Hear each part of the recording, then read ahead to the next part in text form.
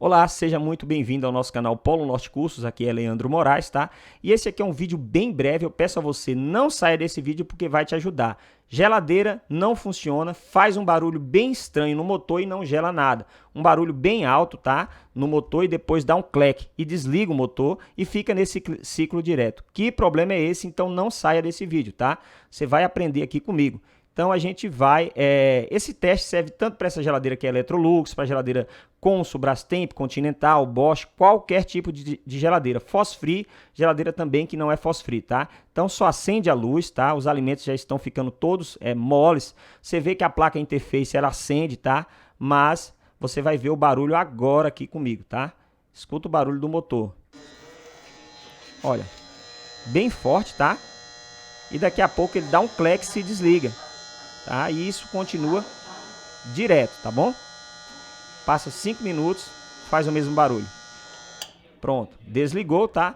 E daqui a pouco ele volta a fazer esse barulho feio novamente, tá? E esse ciclo continua por diversas vezes e não gela nada a geladeira, tá? Então agora nós vamos aí, ó, te ensinar como tirar essa capinha ali para ter acesso à parte elétrica de relé e protetor.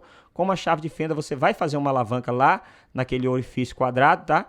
E ali você vai fazer uma alavanca para tirar aí a caixinha onde está o protetor e o relé. Barulho novamente. E o compressor desliga, que é o motor da geladeira, tá? O motor desliga. Então agora o que a gente vai fazer? Um teste rápido só para saber se a placa está mandando a tensão elétrica direito ali, ó, para onde entra o relé e o protetor, tá? Tem que chegar uma tensão aí de 127 volts, ou que seja 120 volts, porque essa geladeira é 110, tá? Então, chegando a essa tensão aí, eu descarto o problema na placa e vou saber que o problema vai ser apenas ali ou relé, protetor ou compressor, tá? Mas, nesse caso, eu já vou te falar qual é o real problema desta geladeira aí, tá?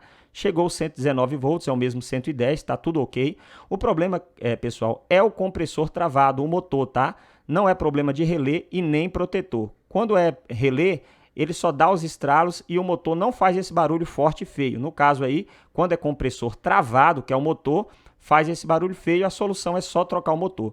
Mas de qualquer maneira, eu vou deixar aqui para você 2 vídeos para você ver o teste no relé e o teste no motor também, tá bom? Então, se você quiser aprender mais sobre essa profissão, nós também temos um curso completo que hoje é o mais vendido do Brasil. Forte abraço, se inscreva no canal, até a próxima aula.